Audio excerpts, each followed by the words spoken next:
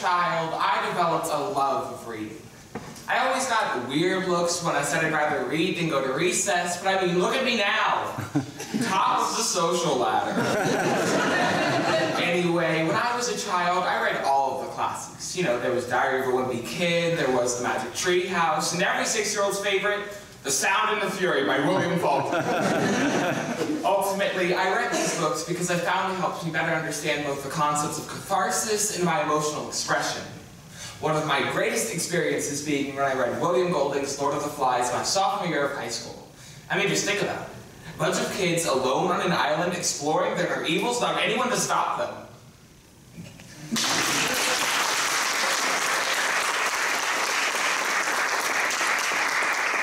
Friendship Park. It sounds like a warm and inviting place, but this half-acre actually falls within Border Patrol's enforcement zone, smack dab on the U.S.-Mexico border. In 1994, the towering wall was built to separate San Diego from Tijuana, and ever since, families have met up on either side to whisper through the rusted metal.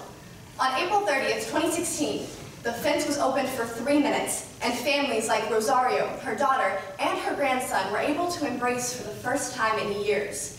We can witness this moment, and others like it because of Spanish artist Griselda San Martin. Her photo series, The Wall, aims to capture the dark reality of a place named after friendship.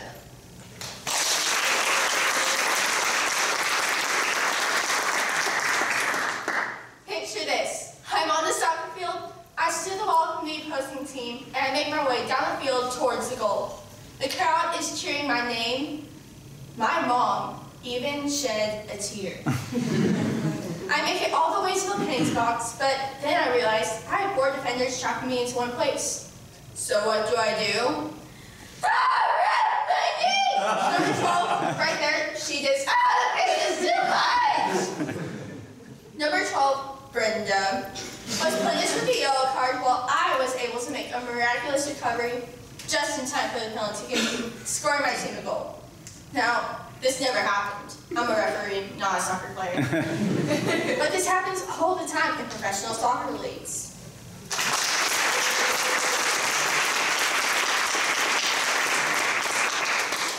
In my many years as a successful real estate agent, I've learned a lot about what it means to make a house a home. And no, it's not the welcome at the front door or the wipe your paws sign in the back. It's the more important things. Like which shade of light brown to make your cabinets. I think beaver brown goes with anything, but maybe that's just me.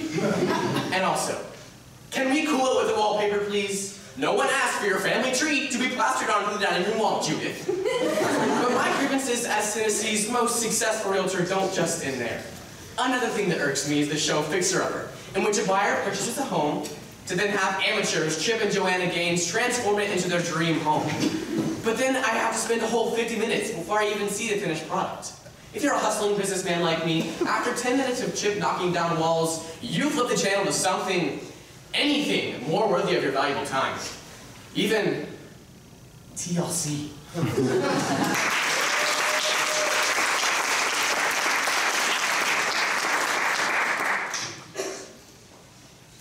The most demented Disney movie of all time is definitely Alice in Wonderland. We're not even going to mention the remake with Johnny Depp. Not only does this 7-year-old pursue a wild animal down a rabbit hole, she eats magical mushrooms and swiftly shrinks. There's a lot to unpack here. While Alice is down there, she consumes more questionable content, literally cries herself a river. Honestly, same. Countless eccentric creatures along the way. A smoking caterpillar, the Cheshire Cat, and the Queen of Hearts. Get it? Because she hearts murdering children. Despite the death threats, Alice has the time of her life, and she never would have experienced this awakening, or existential dread, without an innate sense of curiosity.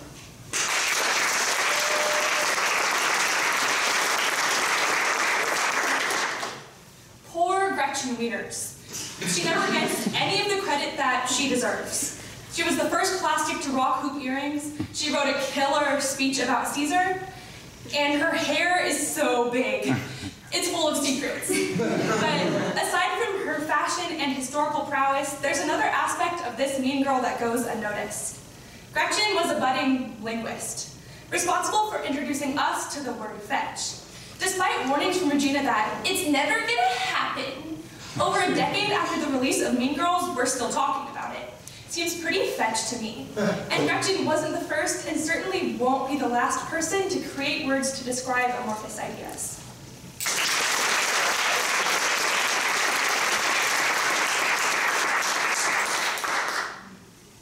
Those of you older folks in the audience might remember Mr. Rogers. Actually, everyone should remember Mr. Rogers. But for those who don't, just imagine an old white guy who plays with puppets and asks everyone to be his neighbor.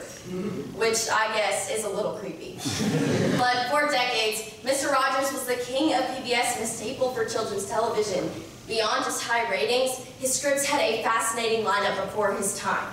He was the first host to have a recurring African-American character, addressed Congress about CBS budget cuts, and even used a puppet to explain the assassination of JFK. From 1968 to 2001, it seems like Rogers was the only one to not only teach these sensitive topics, but also address them.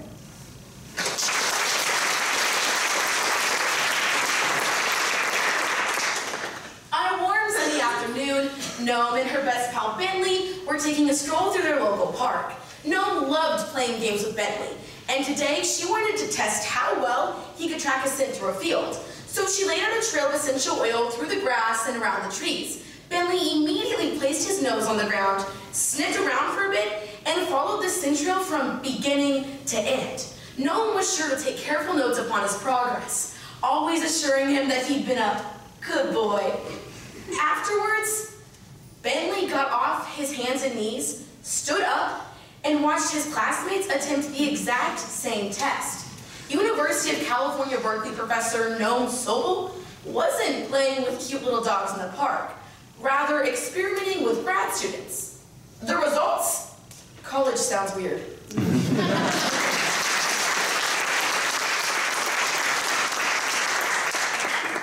I am really shy.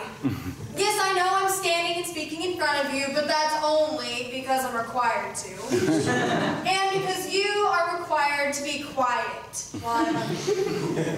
But in real life, when I have the choice between talking and not talking, let's just say my lips are sealed.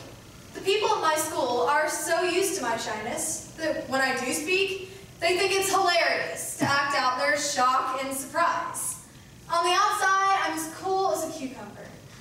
But in my head, I'm annoyed. But I rarely stand up for myself in these situations. And lately, I've been wondering if this causes me even more problems.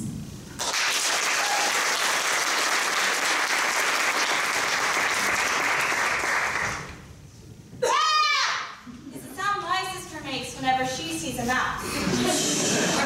Over the years, our home has become quite the luxury hotel for these little creatures. And while my sister has grown to despise them, I think they're kind of cute.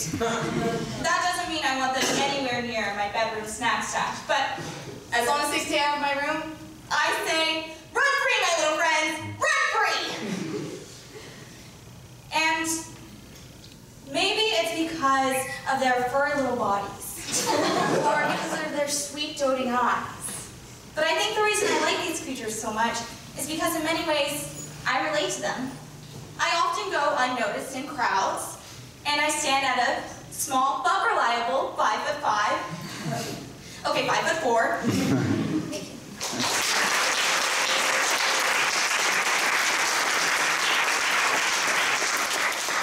The summer before my freshman year, I took PE. In theory, this was my most brilliant idea yet. I'd get my gym credit out of the way before high school even started. But in reality, I didn't think about the fact that summer gym happens in the summer.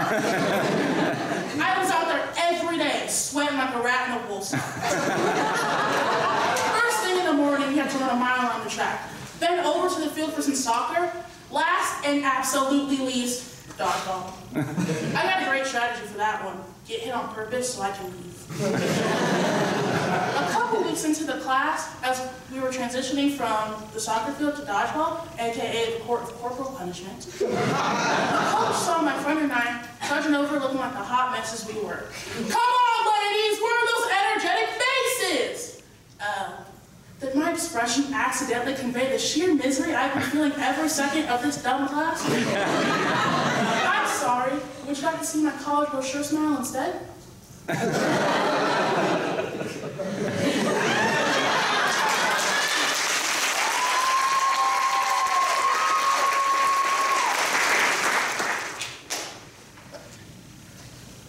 President Trump is infamous for using Twitter to criticize others. And in August of 2014, he tweeted out something pretty nice.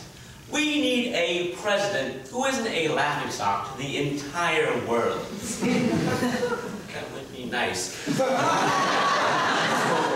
to an article published by the Brookings Institute on July 13, 2018, President Trump's foreign policy focuses itself on American isolationism and criticizing and being skeptical of alliances with other countries. Not only that, Trump bases his idea on making America great again without the assistance of other countries. And while some people claim his idea of American isolationism increases America's self-independence and efficiency, others claim it is really detrimental and horrible for our alliances and relationships with other countries. And because this Trump presidency and foreign policy has the potential to completely eradicate alliances and influence over the world, it is imperative we ask the question, has Trump's foreign policy harmed American influence on the global stage? And we can answer affirmatively that yes, his Trump policy has completely decimated our influence on the global stage for 3 reasons. His foreign policy has engaged and highlighted the idea that we need to eradicate and harm alliances with other countries. Second, his policies has also ignited multiple trade wars that were completely unnecessary. And finally, his uses of his Trump foreign policy has also thrown the idea and concern for humanitarian crisis out the back door.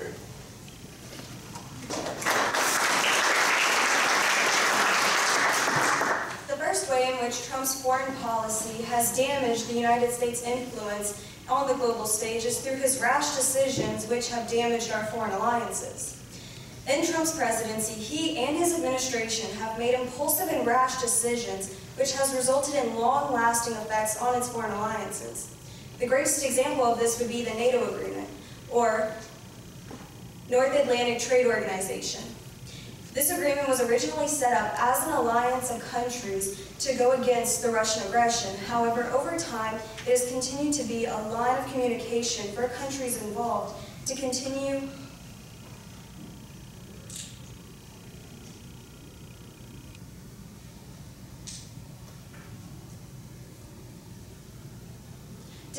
to share their military strategies.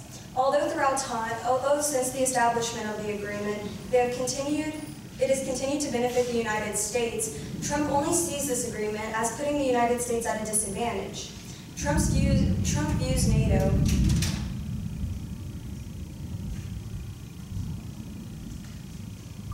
as a program that the United States funds the majority of and takes advantage of taxpayers. However, this simply isn't the case.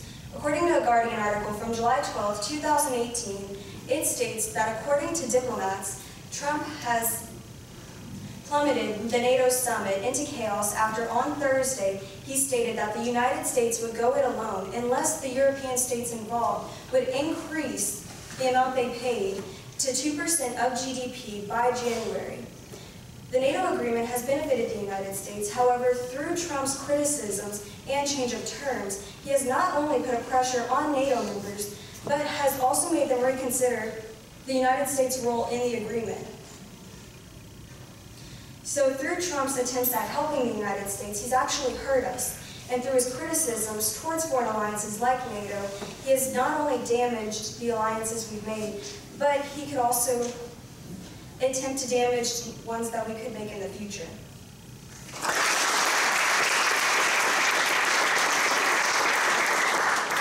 Trump tweeted on March 24th, 2018 that trade wars are good and easy to win. He tweeted that at 5 in the morning. Does he even sleep? Do you know what I think about when I sleep? Trade wars. And you should too. Because trade wars are influencing the international stage. The Trump trade wars that he has started is harming America because he started a trade war with China, and China influences the international stage themselves, and we do most of our trade with China. According to The Atlantic, on July 6, 2018, Trump has already started 4 trade wars and counting. These trade wars actually hurt the United States because while the United States is putting tariffs on other countries are putting tariffs on us.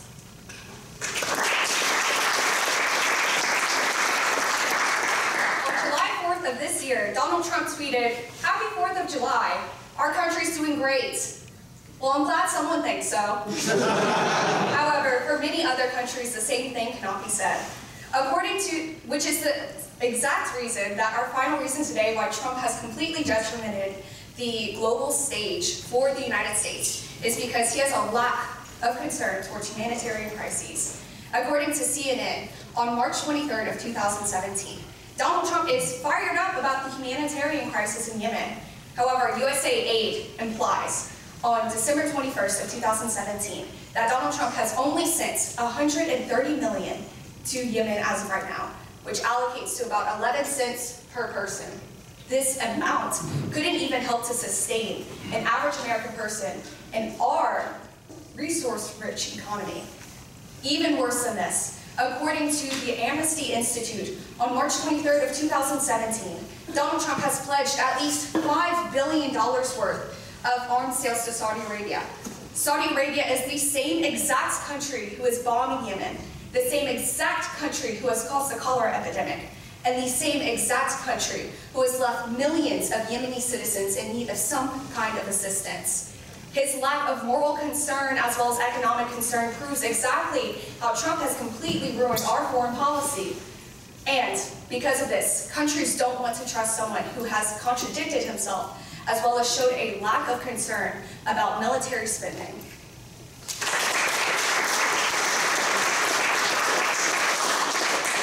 So when we return to today's essential question of, has Trump's foreign policy harmed America's influence on the global stage? The answer is clearly yes, it has. It's even decimated it.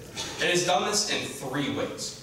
First, by making rash decisions that damage our alliances. Second, by starting unnecessary trade wars with a multitude of countries.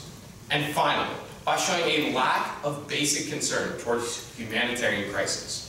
Donald Trump once again takes to his favorite platform of communicating messages to the American people, Twitter, to say that he is a genius, and a very stable one at that, in growing criticism of his foreign policy. And while President Trump and I might not agree that he is a genius, or very stable at that, we can both agree that America deserves a president that isn't the laughingstock of the international community.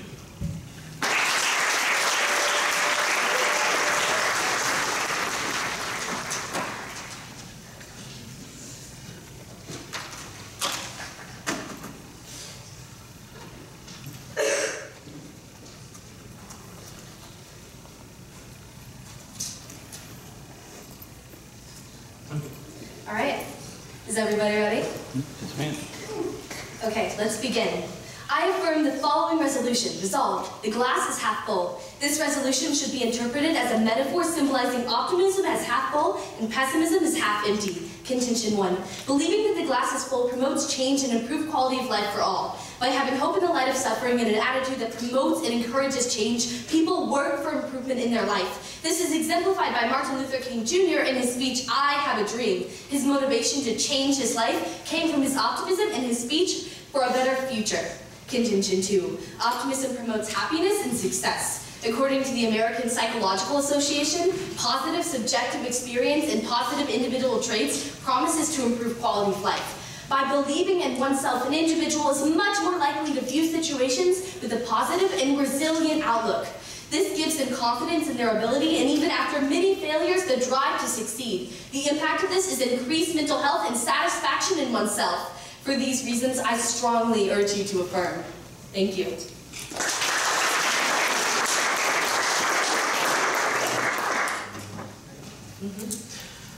I negate the result. resolve, the glass is half full. I'm obviously in favor of the glass is half empty, so I'm going to define the glass is half empty as pessimism. Now, I'm going to define pessimism as a defensive pessimism, which is the idea of making oneself think that a future event will go poorly so that one takes the necessary steps to make sure it won't go badly. Now, I'm going to cite Norman Chang, 2002, which states defensive pessimists show significant increases in self-esteem and satisfaction over time, perform better academically, form more supportive friendship networks, and make more progress on their personal goals than equally anxious students who do not use defensive pessimism. Now, we can clearly see that this will help people with the benefits. This will take the benefits in the pro world and apply them to the neg. Now, also, my second intention is that they will live longer. Now, the American Psychological Association stated that that our findings revealed that an overly optimistic, basically they said that they did a study which revealed that pessimistic people live longer. All right, is everybody ready for cross? All right, let's begin. All right, so can you show me the link between how pessimism is going to improve self-esteem and make people happy? Yeah, so basically what it is, it's, I define, because we're talking about defensive pessimism, it's basically that they're preparing for more negative outcomes, so they're imagining more negative outcomes, so they're prepared for them, so it'll go better for them. Now, basically one of your main ideas is that they should have a better outlook and better opportunities and things of that nature. Yes. Okay, you have a question? All right, so looking at your second point, in which you talk about how people who are pessimistic live longer. Can you show me a link between that too? Yeah, it's, let me pull up the card real quick. All right. The American Psychological Association did a study that said our findings revealed that being overly optimistic and in predicting a better future and was associated with a greater risk of disability and death within the following decade. According to Frieder Lang, a professor at University of Erlangen-Nuremberg in Germany, in a press release, pessimism is about the future, may encourage people to live more carefully, taking health and safety precautions. All right. So is everybody ready? All right, let's begin. So first off, my opponent makes the point of defensive pessimism. And defensive pessimism is preparing for the worst. However, I provide the explanation that optimism does the exact same thing. When you are optimistic and when you believe that the future is going to be positive and that there is a positive outcome, people will work harder to be the best person that they can be. Basically, what I'm saying is this, is that when you work hard and when you know that and you believe that you can do well, you will do well. And then going on to my second point, his second point, in which he makes the point that people live longer, I propose that this is not the case. A Harvard study done in 2002 stated that people have a 30% lower risk of dying from any disease analyzed in the study. Another thing that can impact is pessimism is directly linked to social isolation. This means that pessimism is directly related to self-esteem going down, which then is going to promote less happiness and less success. For these reasons, I urge you to affirm.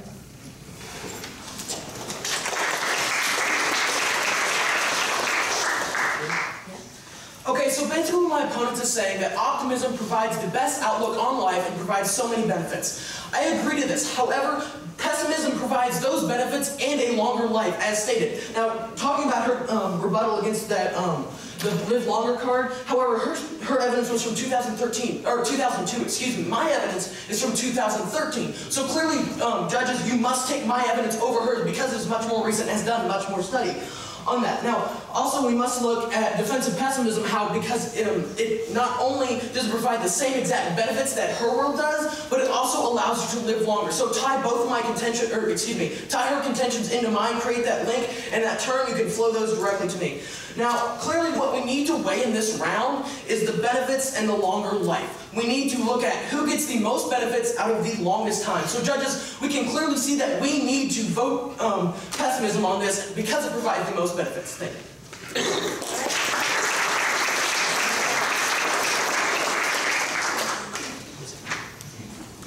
All right. How does pessimism provide the best outlook on life? Because it's, here, let me pull up my card. It provides capacity for appreciation. It benefits performance and confidence. It benefits your health. It benefits longer life. Yeah, so, can you recite your MLK statement? I have a dream. Okay. Alright. So, looking at your point that you made about, like, your evidence outweighing because it's in the future, can you explain this a little bit? Because, like, this is just a statistical so basically what it is, my study is more recent, thus they've had a longer study time, and they've been able to look at more people, and the technology has been... What was the study time? Like, how long did it take? I don't exactly have that statistic. All I know that it was done, and the results were published in 2013. Okay, thank you. All right. Is everybody ready? I always see that. Okay. Let's begin.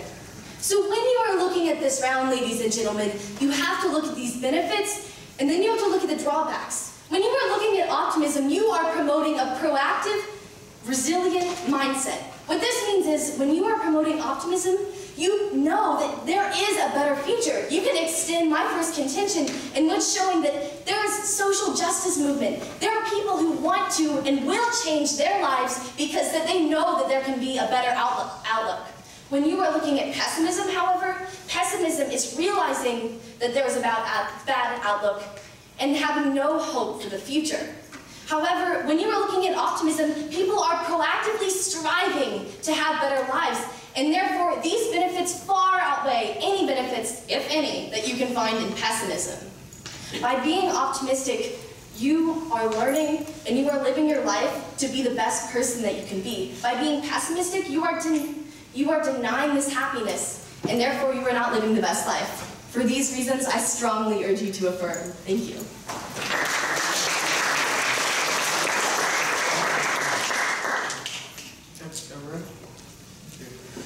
Okay, so she talks about Martin Luther King and the I Have a Dream speech, and how we need to talk about resilient and beneficial mindsets, more happiness. However, all of these points apply to defensive pessimism. We see that it gives you a longer life, thus life equals happiness, the last time I checked. Now, also, she talks about a resilient and beneficial mindset, yet pessimism allows you to better prepare for the future and get ready for it, so there's actually less negative impacts. What defensive pessimism allows you to do is do that, and it benefits you in the long term, unlike optimism, while it's more of a short term. And also, optimism can provide false hopes, false mindsets that can damage you in the future. So we see that pessimism not only provides the best benefits over the longest period of time, but optimism actually does the exact opposite, and it provides you a false sense of hope and a false sense of other things that will not benefit you in the future. Thank you.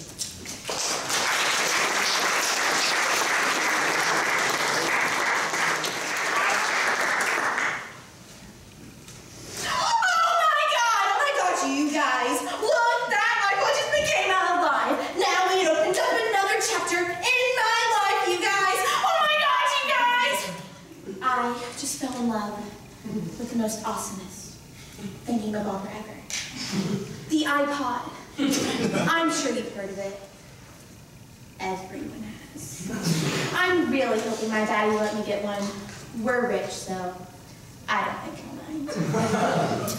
Mom, can I have some money for the mall? Well, of course, sweetie. How much? $300? $300. Is it for drugs? Oh, honey, I was taught you cigarettes were bad. I kept telling myself you were listening as I was talking, but oh, I guess I was wrong. Gerald! We have a problem. Our daughter is smoking!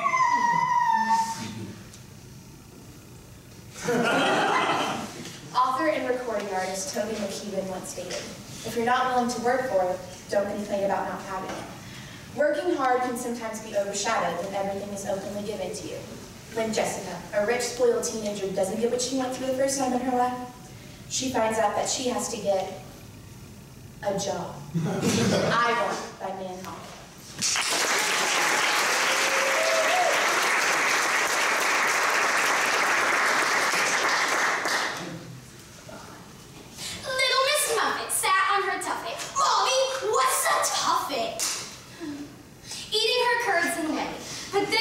cider and sat down beside her and frightened Miss Muffet away. Yeah, Poppy, one more. Please, please, please, please. Okay, Kitty. Humpty Dumpty sat on a wall. Humpty Dumpty had a great fall. All the king's horses and all the king's...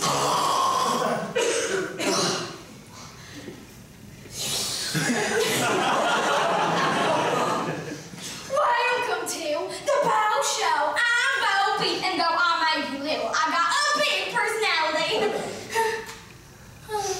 But on a serious note, so the search continues for my missing sheep. They are said to be fluffy, adorable, and wagging their little tails behind them. In times like these, there is only one thing that can raise my spirits, and that is the sheer exuberance that can only come from the exploitation of other people's problems. Now let's get started. In the picturesque world of fairy tales, the shoe always fits. The ever after is always happy. But what happens after they say the end? We find out that there are two sides to every story. The Bow Show by Betty Jordan.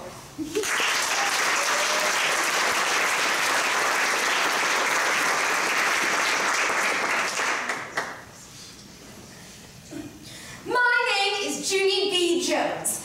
The B stands for Beatrice, except I don't like Beatrice. I just like B, and that's all. I'm almost 6 years old. Almost 6. Means that you get to ride the bus to afternoon kindergarten. My bestest friend Grace rides with me. Me and Grace have another bestest friend, and her name is Lucille. Except Lucille doesn't ride the bus. Lucille gets to school with her Nana in a big gold car called a Cadillac. C A T T L-E-A-C-T, Cadillac. And guess what? Today, I saw that big gold Cadillac driving right next to my school bus. Lucille's Nana is rich, said Grace. Lucille's Nana is very rich. She owns a big, gigantic house with 1 million rooms in it and lets Lucille's whole entire family live there. Because it is way too big for just one Nana.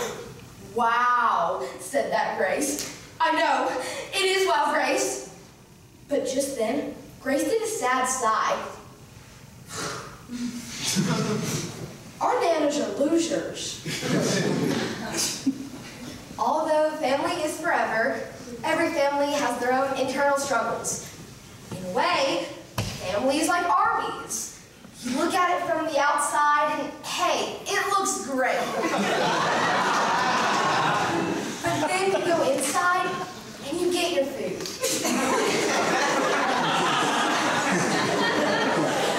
And it's actually pretty disgusting. Junie B. Jones thinks that Lucille's rich family has her own family beat. But after a night of debauchery, Junie B. Jones learns a valuable lesson. Junie B. Jones is a party animal by Barbara Park.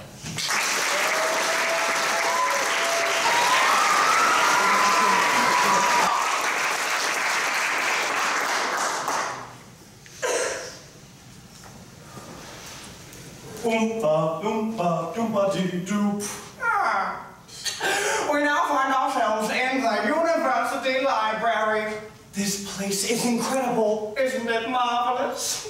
We have a friendly competition going on with our Russian sister school in Moscow. You see, we build a wing, they build a wing, we build a wing, they threaten us with another Cold War. So fun. Who uses library anyway? I can look up anything and... What is going on with the internet in here? Oh, no internet access in here. We do have a computer lab on campus, of course, but in here... Only books.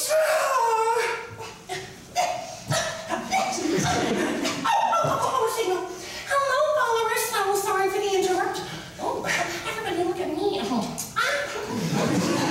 working on the most famous library in the world. Careful there. Don't attract any unwanted attention. I bet you all wish you were me right now. Well, guess what? I'm me, and you're not. Well, thank God for that.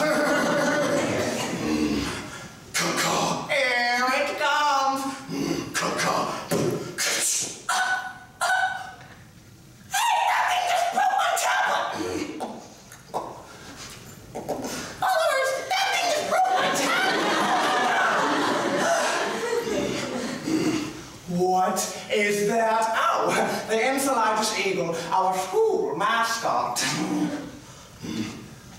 And you know, it sometimes likes to rid our campus of vermin, steal things, sometimes people.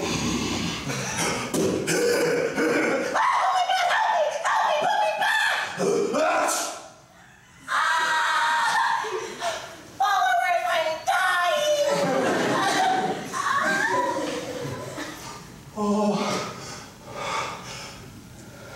did he just snap her in?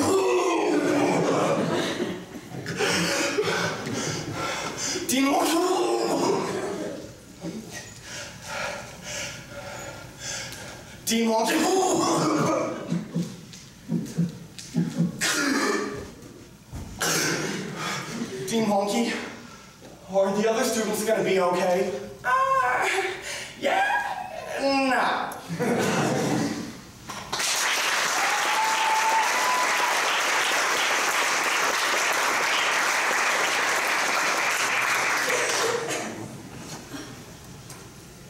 So I come back from the grocery store. Moisturizer still wet on my face. And the Amish are here. There are about 5 of them here in my living room. The one I really remember, his name was Aaron. He sat there. It's the odd way they wear their beards. Eddie never wore a beard. It was always slow to grow. I sat there looking at him. What him and his wife must have been through. Oh, what his little girls must have been through. I asked him what farm they lived on, and he said the one on Stokes Road. I know that road. It's not far from the schoolhouse. It was on Eddie's bus route. I asked him how his little girls were, because my sons were like little ghosts of themselves. And he looked at me and said, "We must trust in our God now." Trust in God? Have you turned on the TV lately? Oh, you haven't. Oh, you don't believe in TV. Let me fill you in. Stuff like this happens every day. It's stuff that is sick and more. And the scary thing is, as mortified as I am by my husband's actions, that's disgusting. Eddie wasn't the devil. He just had darkness in him that he couldn't keep down anymore, and it ate him. And it ate those poor little girls. And it ate my sons. And now it's eating me.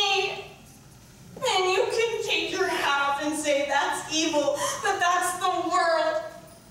We're all just a few bad days away from sicko, and that's the truth. No, just stop. Because if your God is so great, then where was he? Where was your God when my husband took 3 guns, plastic guns, and drove down a Stoltz road and abused those girls?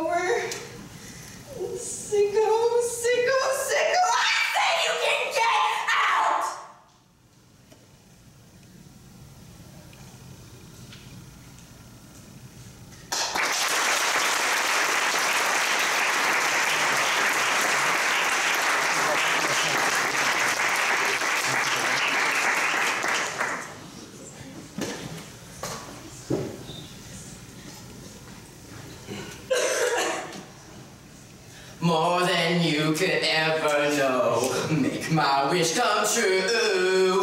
All I want for Christmas is shut the window, Cratchit, I know that song.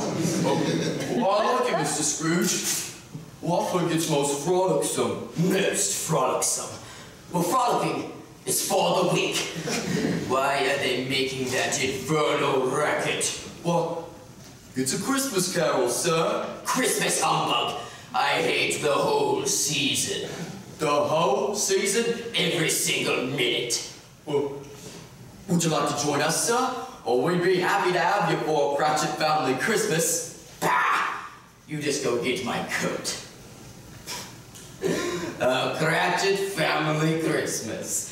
What do you have to celebrate? You're poor. I saw you eating a piece of paper during your lunch break. Well, sir, you see, it's high cargo.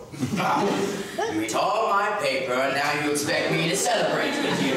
Well, sir, it would just mean so much to my family. Ever know. Make my wish come true. All I want for Christmas is Scrooge. What is it? Well, sir, that's just my son, Tiny Tim. Well, what is he doing here? Hey, Mr. Scrooge, it's Christmas Eve. Would you like to come over? Oh, we'd be happy to have you for our Cratchit family Christmas. Of course, we'd have to get you a Christmas sweater pretty fast, but what size are you? Large, extra large? Leaving. So, what about tomorrow? You can have the day off. Oh. Without pay. Oh. I expect you to be 2 hours early when you return. Yes, sir. Now get out of here, you miserable worm. And you. You. Swallow worm. Well, he seems fun. Yeah. Well, I can't wait until tomorrow. This is gonna be the best Christmas yet. Sure will be, Tiny Tim. Summer.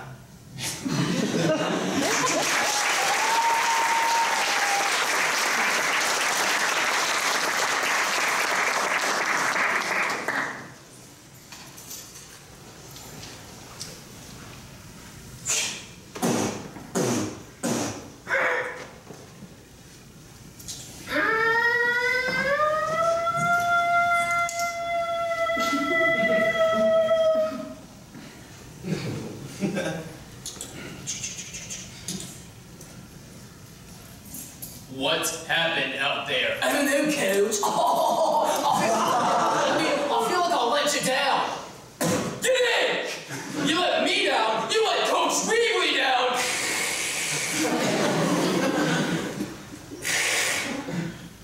Yes! You even let your dead grandparents down! You know why it's raining out there? That's their tears!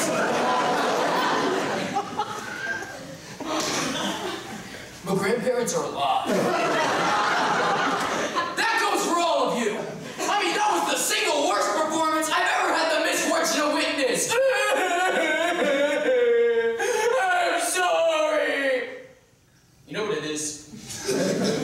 We don't have heart. If there's anything I've learned from the countless inspiring sports movies I watch every day, it's this. If we want to win the championship, we need to be more inspirational!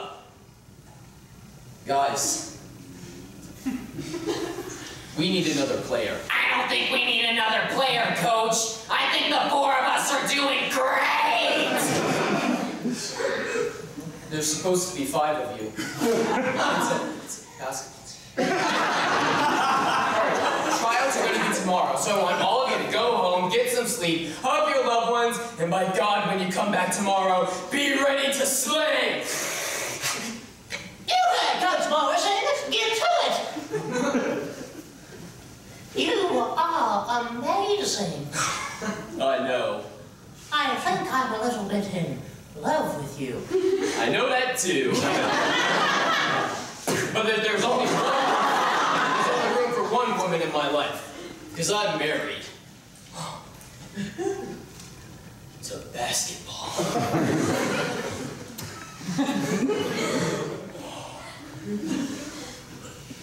All right, everybody, let's get together. Come on, bring it in, bring it in, bring it in. All right, we're all gonna say it loud and clear, okay? Closed eyes, tight buttocks, can't lose.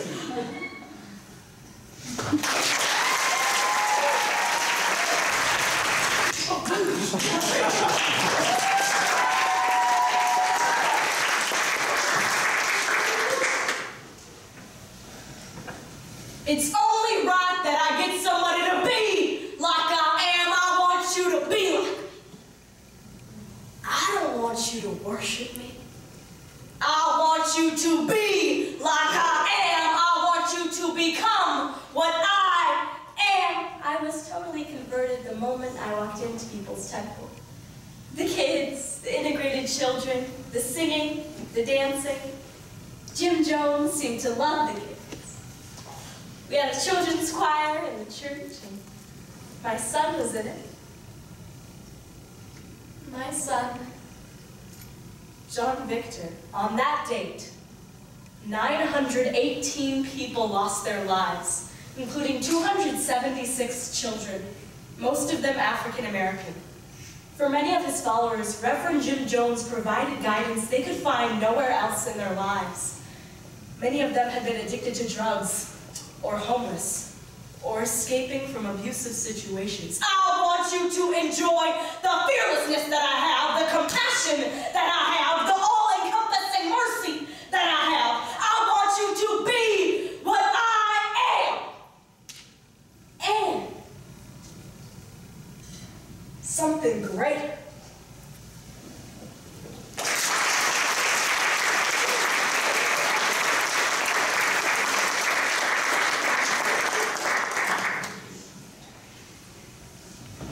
On Mother's Day, the restaurant is packed, and at the head of every long table is a new mother or a new baby.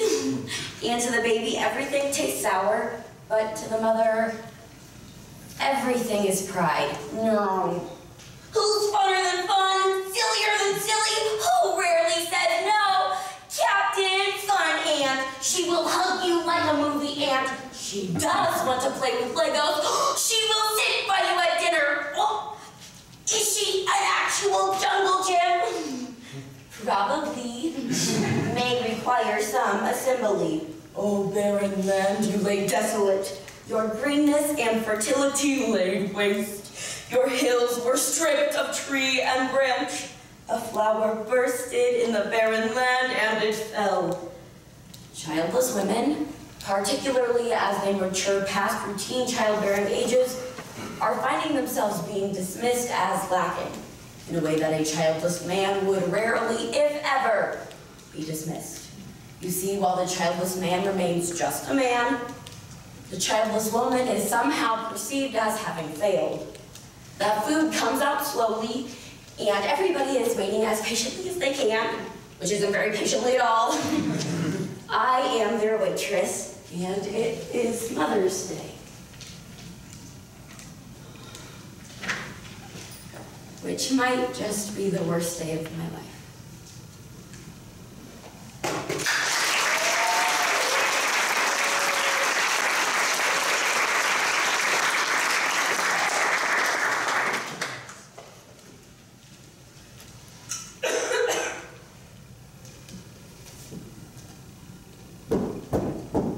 San Francisco Pride. The crowds are cheering for marriage equality, laughing as though the movie for gay liberation is rolling its final credits. We watched as Rainbow Corporate floats parade down Market Street. Verizon, Toyota, Bank of the West. Let's call it Free Market Street. Crunch, crunch, crunch. For a long time, I would get excited when I would see Pride-related ads. The Proud Whopper. They always seemed like shallow attempts, but it always seemed better than the days when companies didn't want their names associated with the LGBTQ. It just irritated me that these companies would be making money off of us without really helping any of our causes. Why, hello there! It's me, the Colonel. You know, it don't take no bona fide Einstein genius to know that I'm an old-fashioned sort, but when it comes to the subjugation of marriage rights, well, I reckon I'm a bit more progressive than my pals down at Chick-fil-A. Yep, let me know that Colonel Sanders loves the gays.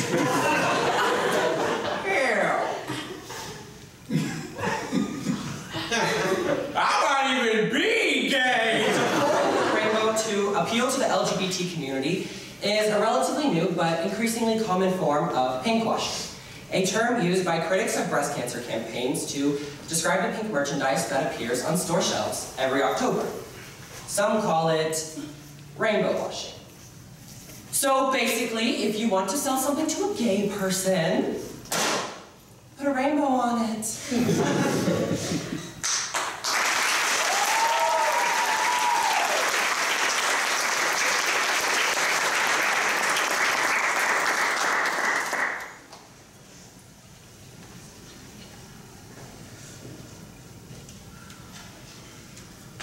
Life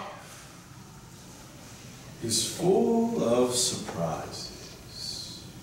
Ladies and gentlemen, consider the fate of this creature's poor mother, who in the 4th month of her maternal condition was struck down by a wild elephant. Struck down, if you take my meaning, on an uncharted African isle. In 1881, Chicago Alderman James Peavy had a mission to rid the city of all street obstructions, such as the one-legged individual who with drooping eye and painfully lugubrious countenance, or the fellows who hold forth their hats for pennies. He banned anyone who was diseased, maimed, mutilated, or in any way deformed from public view. These ordinances were colloquially known as ugly laws. Try and watch a horror film from the point of view of the monster. Imagine every man shrieks at the sight of you children, throw stones, and laugh at your blood. A mob gathers at your doorstep with pitchforks and forceps just for fun or fear. This is your wretched life. Eventually, many of the ugly laws were dismantled, but they were never abandoned. They were supplanted by a spate of new laws designed to criminalize homelessness. The result is plain to see, ladies and gentlemen.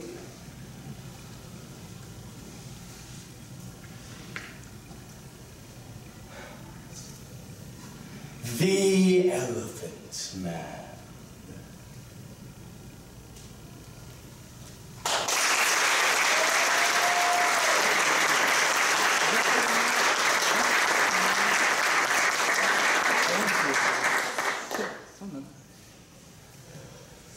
And on the 8th day, God said, "Let there be fears." And that's the story of the first snap, the hand's humble attempt at thunder, a small sky troubled with attitude.